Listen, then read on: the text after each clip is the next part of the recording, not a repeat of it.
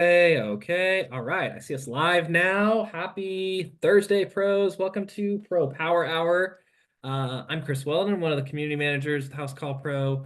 And this is Pro Power Hour, our product training webinar series, live in the Facebook group every Thursday, on Zoom every Thursday.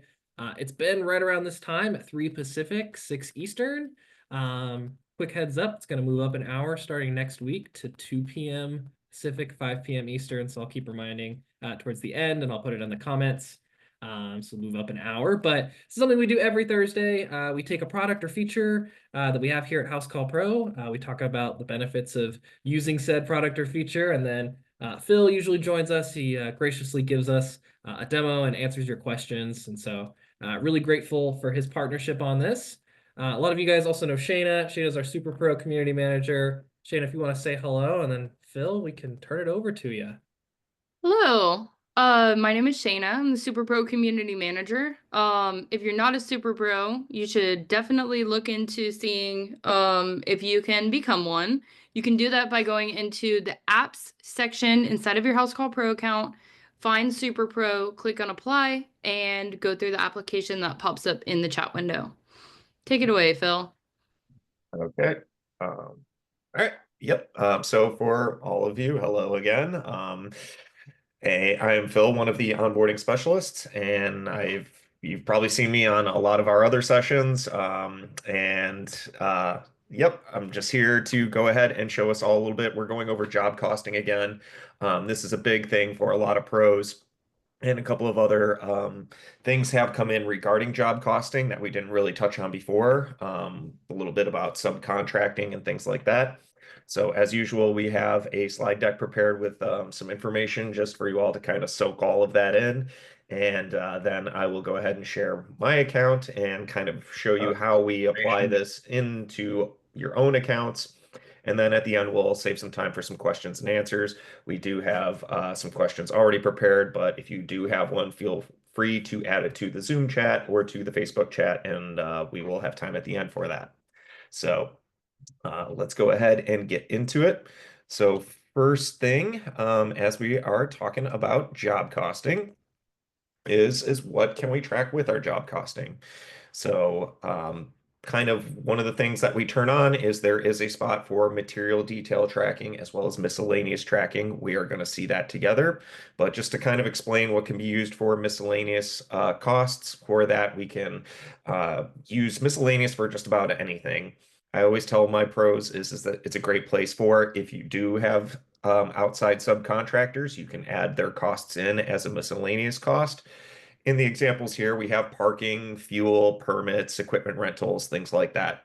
Um, so miscellaneous can really mean just about any cost that is on your job. Commissions, I'm sure everyone is somewhat familiar with commissions, but as we can see within the job costing breakdown graphic here on the right-hand side, if you do commissions, it will pull up in the job costing graph. That's going to be on every job. We will see this together, but again, we do have commissions. So if you do have technicians or subcontractors that collect a little bit off of your jobs, we can go ahead and put that in as a cost. There is also for labor. Excuse me, when I show everybody how to go ahead and set this up on the first call, when they are adding their employees, there is a place to go ahead and put in what you are paying them. Now, I'm going to show this to everybody, but I always say that that is best and most used for technicians because as they start going out onto jobs and the time tracking starts kicking in, we can start to see how much they're costing us in labor on each job. And then lastly is materials. I'm sure everyone's familiar with when we look at an estimate or an invoice or a work order in our system that we have it broken up into services and materials. So anytime a material is added as a line item or added as one of our material inputs, we're going to go ahead and add it as one of the costs. And forgive me, I also missed is that if you are doing flat rate and you add your materials as part of your service in a flat rate, that is also tracked as a material cost as well. Again, it'll probably make a little bit more sense when I start showing you where each of these moving pieces are, but just kind of want to set the standard of this is what we're going to be talking about mostly today. Now for the labor costs, again, I'm going to show everybody how we do this. And it's in the account settings, in employees and permissions, and you'll find this when you click on a specific employee. So for those employees, you can decide if they are on an hourly rate, salaried full-time, or salary part-time. And the graphic here on the right, this is exactly how it looks in the account. You go ahead and select which option that you are paying your technicians for, and you can put in whatever that hourly rate is, whatever that salary amount is. And if that, what you are putting in at the first part up here, if that includes all of the overhead that goes into your employees as well, that's going to spit out your fully loaded rate without having to use any of these additional costs. However, if you do want to know if you are paying the right amount, you can always put in how much you are paying them per hour or salaried, and you can put in the additional costs if what you are already paying them doesn't incorporate like their insurance, workers' comp, 401k, things like that. So if you do need to include those into knowing what their fully loaded rate is, which is what they should be getting paid, is by clicking on these two options, and there is also the little calculator, which I will demo for everybody when we look at it. The calculator will ask you about 4 different questions and then be able to give you the correct fully loaded rate.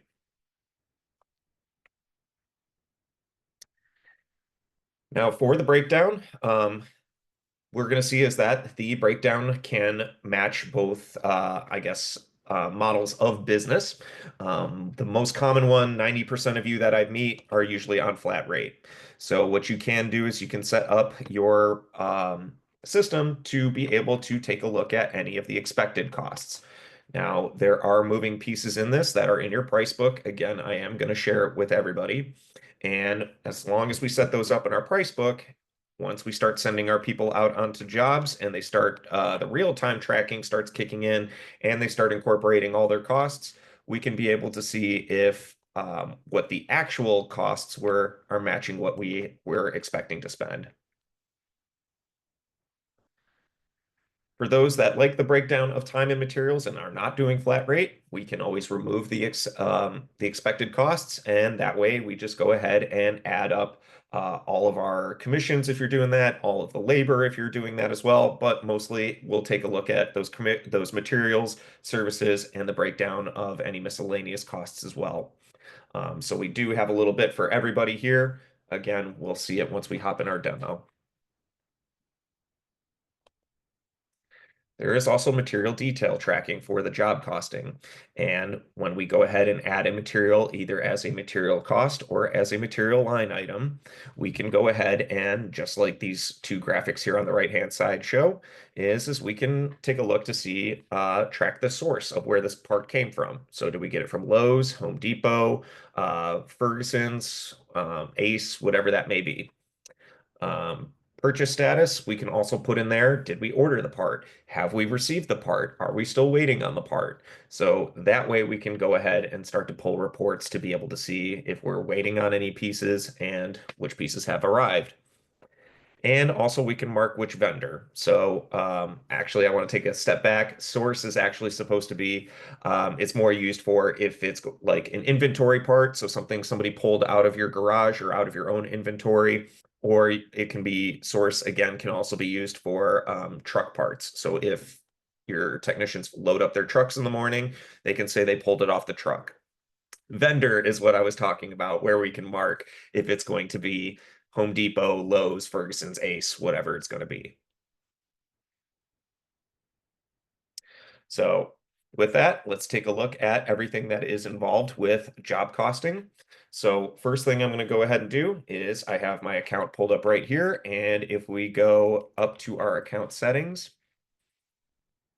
and if we scroll down, there's going to be a spot for jobs, and there's going to be a spot for job costing. There's also a spot for material detail tracking and commissions. We'll talk about all of these in just a moment. So first with job costing. So you can see here, it's going to ask what I typically want for these particular jobs. So for my job costing breakdown, I do want to see the report, so I have that enabled. Showing expected job costs. If I turn that on, that means I'm setting myself up for flat rate. If I keep it off, that means I'm set for more time and materials. I'm going to keep it off for now, but as we continue to move on, we see that there is material job inputs, so that way I can add any extra material costs that are not going to be line items. Those miscellaneous job inputs, so that way I can add those gas fees, permit fees, subcontractor fees. Travel time on jobs, I'm going to keep that on there because that's going to help me go ahead and start to set up my labor rates and how much my technicians are costing me in labor. Commissions, I know we had a lot of questions prepared today for commissions, so I really want to address this right here and right now, and that is that our commissions at this time is very basic. Really, what you can do is we can go to our employees and we can set up one commission rate. So as you can see, I have Luke here at 10%, Tyrion at 1%, Obi-Wan at 10%, myself at 10%. We don't have the ability in the system at this time to say, well, they get 10% on these jobs and they get 20% on these jobs. We don't have that automatically, but you will be able to see, and we did get some questions about this, so to kind of answer some of those that came in already, is that on each job, we do have a commissions field. So if we need to make any changes, so for instance, if Luke here is not going to get 10% on that job, we can make that change on a job by job basis. And then the last thing is the material detail tracking. So this is where you can start to set up for the tracking for those particular details. And that way, when in here, I have for my source, my inventory, my non-inventory, my PO, and my trucks. For my purchase status, I have ordered, need to order, received, and back ordered. And then for my vendors, I have Home Depot, Lowe's, Ferguson's, Ace, and whatnot. So before we start putting information in to start seeing all these moving pieces work, last thing I wanted to show everybody is up in employees and permissions. And again, I consider that I feel it's more beneficial for the field techs, but if you do want to do this for office staff, I don't really see the benefit in doing so, but you technically could if you wanted to. But when we go into our employees, and there's the pay section right there, which allows us to put in what their fully loaded rate is, what we're paying them hourly or salaried, and any additional costs for the overhead. So an example of using the calculator here is if I'm paying him $50 and that doesn't include all the overhead, I can go ahead and say, all right, how much is he taking home in take-home money? I'm just going to make up some numbers here, so maybe like $200. The gross earnings, so earnings of employee with taxes added. I'm just going to kind of just plug in some numbers here. Taxes and contributions, so cover taxes and any 401ks. Again, I'm just going to put some more info in. And lastly, any additional overhead like health insurance, workers' comp, and other benefits. All right, so see, it went ahead and put in those calculations for me and told me that I should increase my pay by $100. So if you need to figure this out for your employees, you just saw how easy it was to punch in the 4 answers to the questions using that calculator, and then you can come on up here and make any adjustments. But if that $50 does go ahead and cover everything that you are providing for your technicians, we can always come in here and put in zeros to let the system know that we are charging them $15 or $50. Okay, so now let's go ahead and see how all of this applies on a job.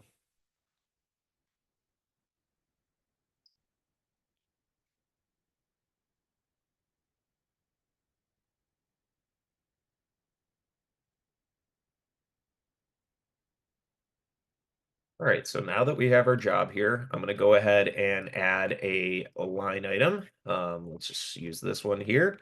I'll put in my unit price. So my unit price is going to be, charge my customer $750. And my unit cost, any of my costs that go into this one, I can add it right here if I want. And for that, I'll go ahead and say, let's see, 750. So maybe 300.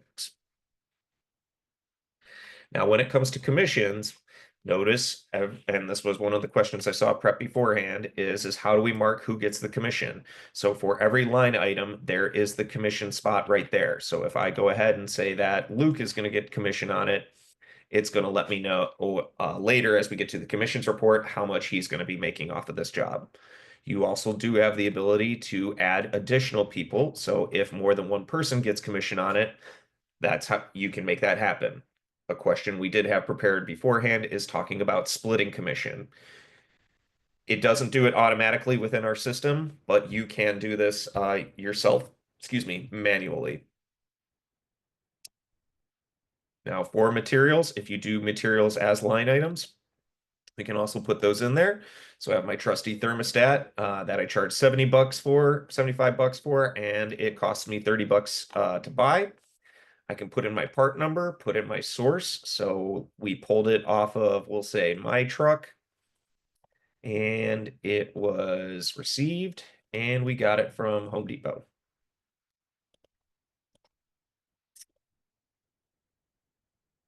All right, as we continue further down, here's the commissions on jobs report that I was talking about. So when I go ahead and open this up, as we can see here, it takes how much that they sold in terms of the services as well as the materials, and it gave their 10% right here.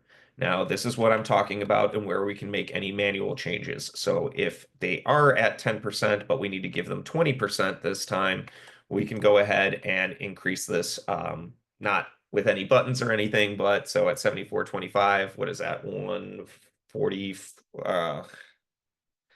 been a long day and my math is off. What is that? 140 something, 148.50. There it is.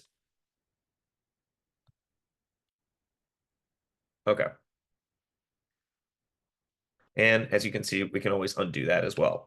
Now, as we continue to scroll down, there is the spot for the job inputs. So when we open that up, that's where we can add any additional materials or miscellaneous costs.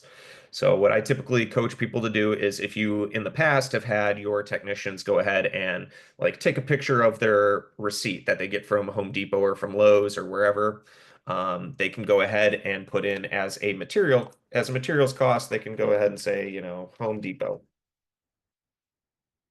And they spent, $348.62.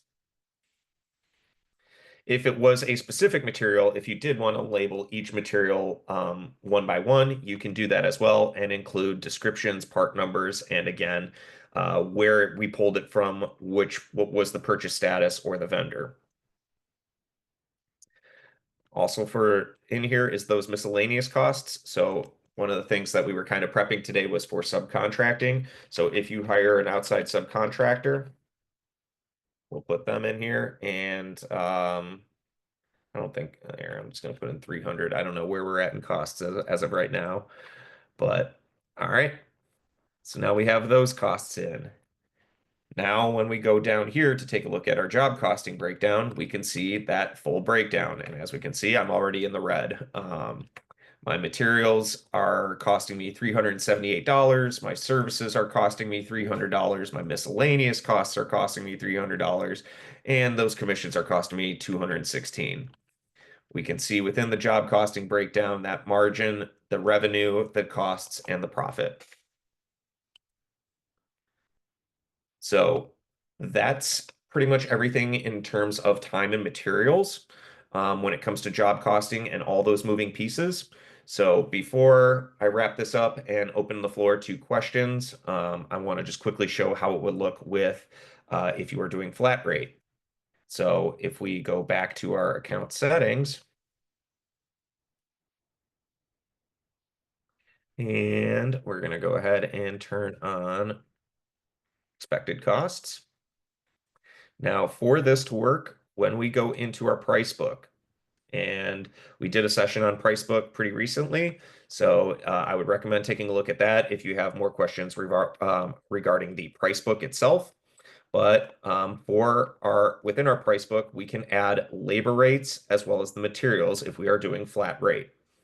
So if I'm going to go ahead and say that my lead technician, who is a $40 an hour, and he's going to be out there for 2 hours to do this particular job, and these are the materials that are going to be required, we can go ahead and save this.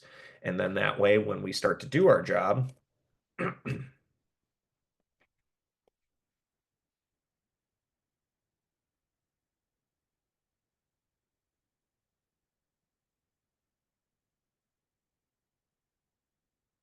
right, and let's look for our AC service. All right. So now we have it in there, and everything is set up the way that it needs to be. And if we assign a technician to it, let's put Luke in there. And I'm just going to quickly do a couple of things here, say that it took him 1 hour to do it, even though this job takes 2 hours. All right, so we have the 1 hour. I'm just going to turn off commissions at this point, just because I just want to show the job costing report and how it looks different. We have our cost for the service, our cost for the service, and our price to the customer. And included with that is our materials and the labor, so that when we go to put in our job, look at our job costing breakdown, we can see here that it is meeting the expected costs. We have the same profit margin, the same costs, and we have the breakdown of that labor. And if we need to make any changes, there's the edit in the price book, so it will take us right to the price book where we can go ahead and make any changes.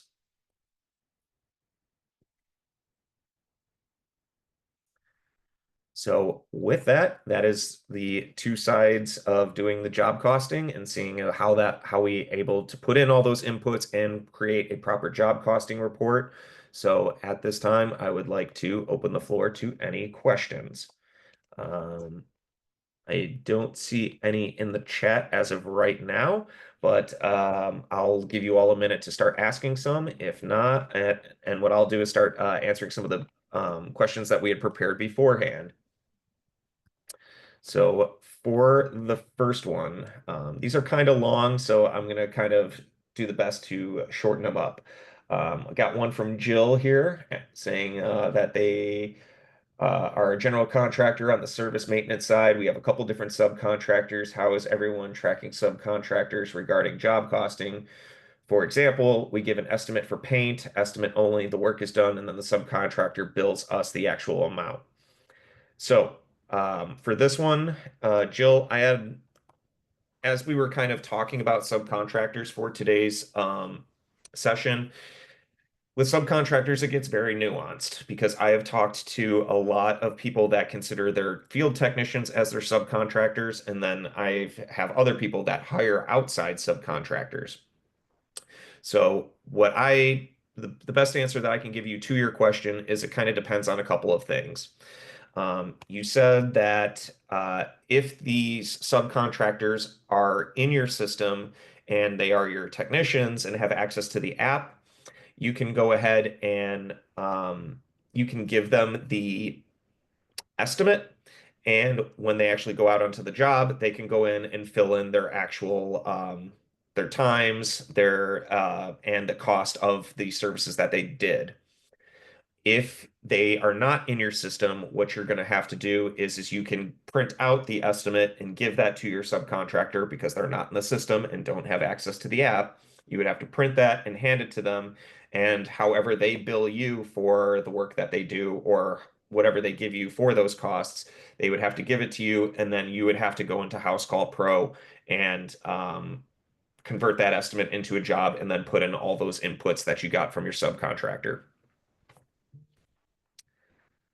The next question from Saul. I have a lot of subcontractors. Is there a way to hide the client name in case they want to offer services directly? The subcontractors do have the Housecall Pro app. So what you can do is in your invoice settings is that you can hide the customer information. But I would see that that would interfere with having to send that to them. So what I'm talking about is when we are looking at an invoice right here, is we can go to business and customer and remove like the customer name and the display name, not necessarily their contact information. So that's why I don't think that this is a great idea. Um, the other thing that you can do is that you can, in the employee's permissions,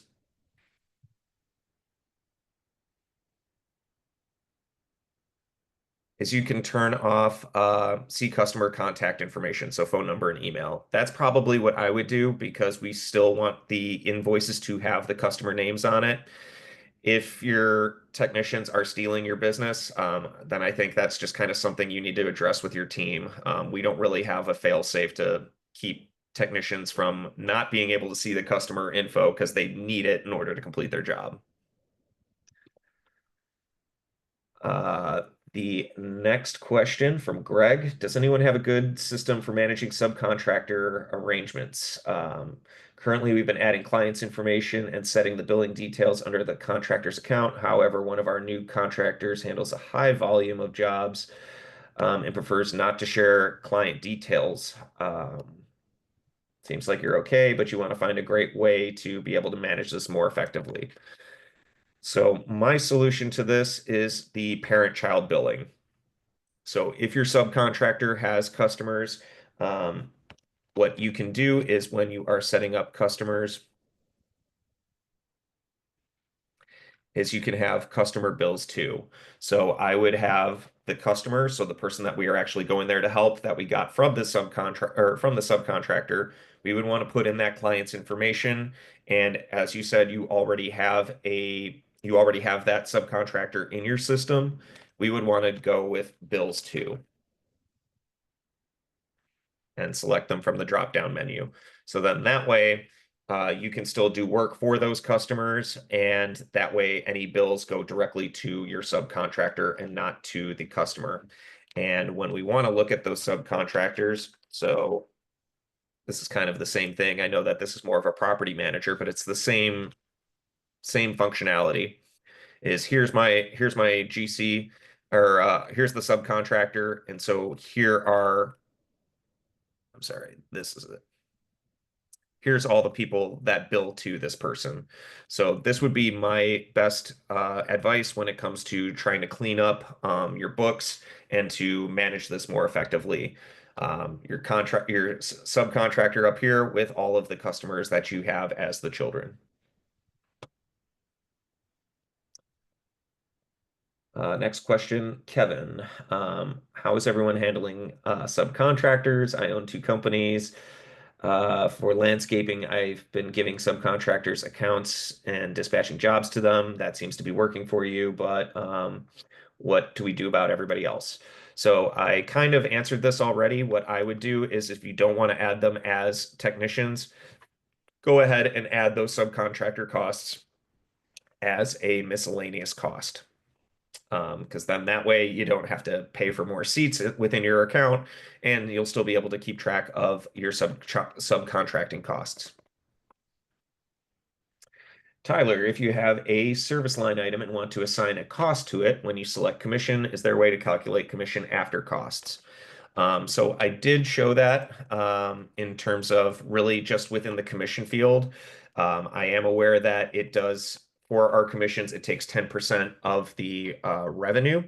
So that way, if we want to go ahead and make any changes to how much someone is getting in commissions, we would want to go down to the commissions field and make any adjustments there. This one was not a good example. Let's go.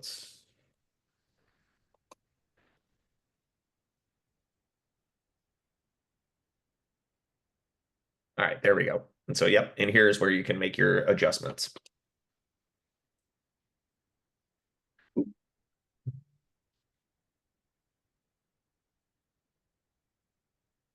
All right, next question from Christopher. I'm adding a 1099 salesperson to my company. Would I set them up as office staff or field tech for the position? this isn't really about job costing, but I'll answer this anyway.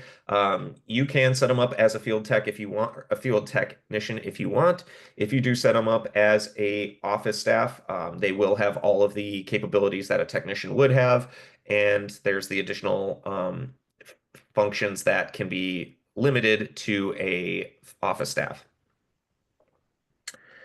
All right, next question is from Jacob. On Service Titan, I'm able to do job splits. Not finding this in HCP. So I did kind of answer this. We currently do not have automatic job splits. That's what this commission field is for, so that you can go ahead and do those splits manually at this time. I know that is something that has been suggested to our developers and product managers. So I don't have any feedback on whether that is coming out anytime soon, but I know that they are certainly aware of this. Ryan says, I'm having a hard time setting up commissions. What is the best way to get the accurate reporting on the commissions? So with that, I showed you how to apply commissions to your technicians and how to then start marking it on your jobs and start working on your jobs and work orders. Now, when it comes to pulling reports on those commissions, you can always go to your reporting tab, and we actually have a very specific report for commissions right here. Mine doesn't have a whole lot of data in here, but there is a full commissions report. You can manipulate the data any way you want to pull the correct report that you want to regarding commissions. Michael, is there a way to add a commission rate if a service tech sells an additional part or service on the job, not commission on all jobs, just on what is sold on jobs? So Michael, the answer is yes. I'm sure you saw within our demo, you can just apply it to the specific line items that they do sell. And then the last one from Nathan talking about sold hours. He did write a lot in here, but I'm just going to summarize it. Basically, with the expected costs, we saw that we are able to say like, hey, this job is going to take 2 hours. So how do we pull a report so that we can see, over the last month, how are we able to see how many jobs or how many hours were supposed to be spent on jobs versus how many hours were actually spent on jobs? Unfortunately, at this time, we do not have this report. The only way you're going to be able to see this is by job, where you can go in, see what actually happened on that job versus what was expected. But going into your reports and your reporting section, there is currently not a report in there to be able to look at this over a longer period of time. So with that, any questions that hopped up in the chat here? Let's see. We have one from Casey and one from Jesus Sosa. Okay, Casey. I pay 10% commissions to anyone that refers me a job. Are they not set up as they are not set up as a tech? How would that work? Then that really wouldn't be in the system because honestly, you're saying that this person is not in my system. This is not one of my employees. So there's really no way for us to track that. We can't really mark that there is a commission. The way that I would do it, excuse me, is you would have, excuse me again. Let's just use the example of $100. So if the job was $100 and you get referred, the guy refers it to you, so you want to give him 10%. What you would want to do is you would want to go into your job inputs and do a material cost, and you can go ahead and put in, commission to my friend over here. You wouldn't be able to put 10%, but you could put the $10 using the $100 example. So that's kind of how it is at this time. All right, Jesus, for those of you who do custom jobs, new construction wiring, wires, commercial wiring, our estimates include both materials and labor. We don't normally separate these two. That said, the built-in job costing analysis doesn't help much. We do it manually on Google Sheets. What do you suggest we do? Well, if you're doing the breakdown, well, you say you don't normally separate them, so then I'm assuming that you're doing flat rate. He does, okay, not using flat rate pricing. So then you would have labor as your services and materials as your as separate line items. So that's where I'm getting a little confused, because if you're doing materials and labor but not separating the two, I'm kind of confused, because then essentially you're doing flat rate. So Jesus, I don't know if you can reach out through the chat, but if not, if this is getting a little confusing, I would recommend scheduling a coaching call with my team, so that way we can actually look at what you're doing and help you step by step to achieve what it is you're trying to achieve.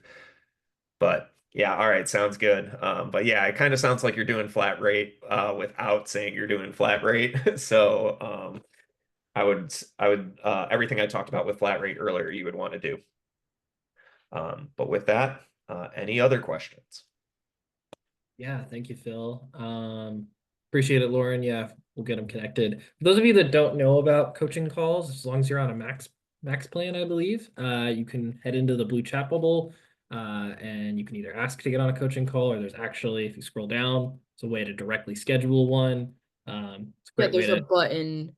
There's a button. It should say like to schedule. It says schedule coaching. And if you're on a max plan and you don't see that, then there's something that we can enable on your account to add that on there. So you can just chat into the regular blue chat bubble, say, I'm supposed to have this onboarding, schedule coaching button, I'm on a max plan, and then we can add it for you manually.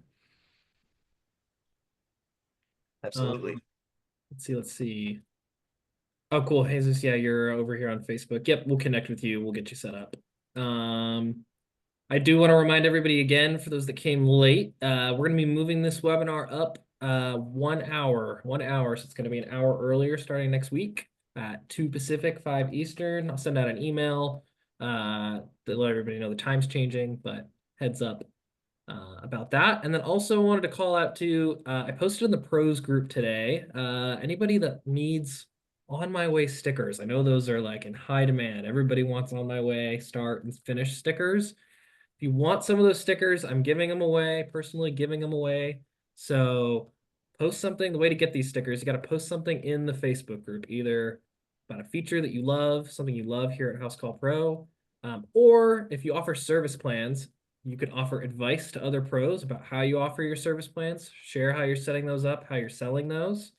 And then in a few weeks, we're going to be doing another service plans session. We're going to have a Conquer coach on with us, or excuse me, a Housecall Pro coach on with us, who's going to talk over how he sells service plans and give you guys some tips and tricks. So don't know what the data that's going to be yet, but it'll be in the next few weeks.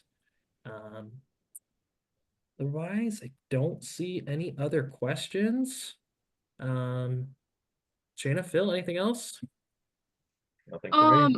I just wanted to call out that we're going to be doing a Jessica Peterson and I are going to be doing a reporting, like deep dive, not presentation, but if you've ever been to one of Kedma's webinars, it's really going to be a participation required type webinar, smaller group and not something that's shared out to everybody, but if you register for it, it's going to be on the 27th of March. We don't have the link yet. We're literally just came up that we're doing this.